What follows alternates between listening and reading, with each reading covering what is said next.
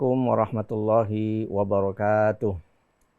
Bismillah, alhamdulillah, salatu wassalamu ala rasulillah wa ala alihi wa sahbihi mawalah, la hawla wa la quwata illa billah amma ba'dah. Kaum muslimin rahimakumullah. Alhamdulillah kita sudah memasuki bulan Ramadan. Sudah beberapa hari ini kita melaksanakan puasa di bulan Ramadan. Jauh sebelum hari ini, 3 bulan yang lalu kita sudah dianjurkan oleh Rasulullah SAW untuk berdoa agar kita bisa sampai di bulan Ramadan ini. Kanjeng Nabi Muhammad SAW menyampaikan dan mengajarkan kepada kita mulai di bulan Rajab, Sya'ban, kita diperintahkan untuk berdoa, Allahumma barik lana fi Rajaba wa Sya'bana wa ballighna Ramadana. Dan alhamdulillah doa-doa itu diijabahi oleh Allah Subhanahu wa taala sehingga kita bisa memasuki bulan Ramadan. Para pemirsa yang dirahmati Allah Subhanahu wa taala. Bulan Ramadan merupakan bulan Al-Quran. Bulan di mana Al-Quran diturunkan.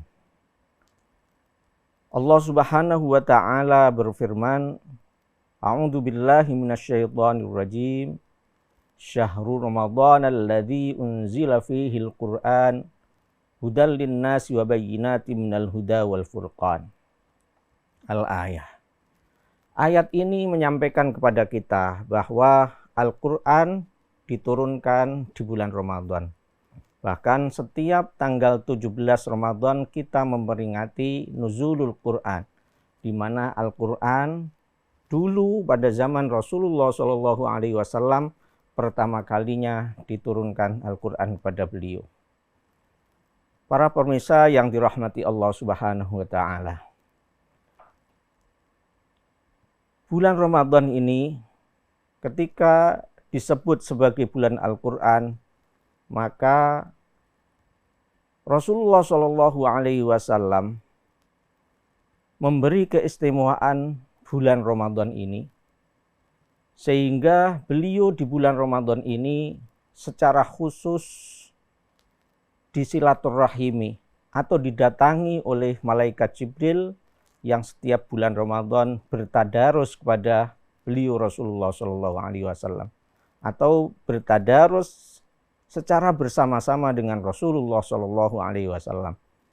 Bahkan Rasulullah setiap bulan Ramadan mentasmi'kan, menyampaikan Al-Quran kembali kepada malaikat Jibril untuk ditashihkan.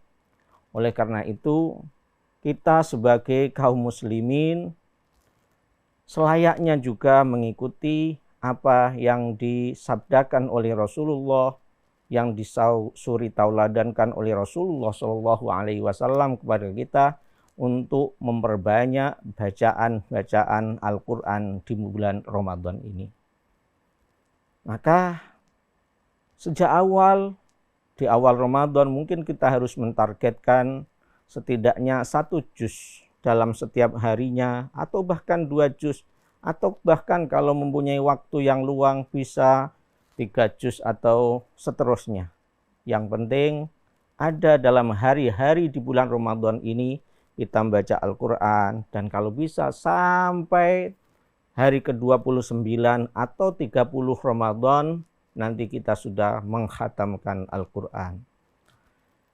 Para ulama-ulama terdahulu ini diriwayatkan dalam beberapa kitab, termasuk kitab Al-Muwatta karya Imam Malik bin Anas. Beliau menyampaikan bahwa beliau ini mempunyai pengajian, mempunyai halaqah setiap harinya selain di bulan Ramadan.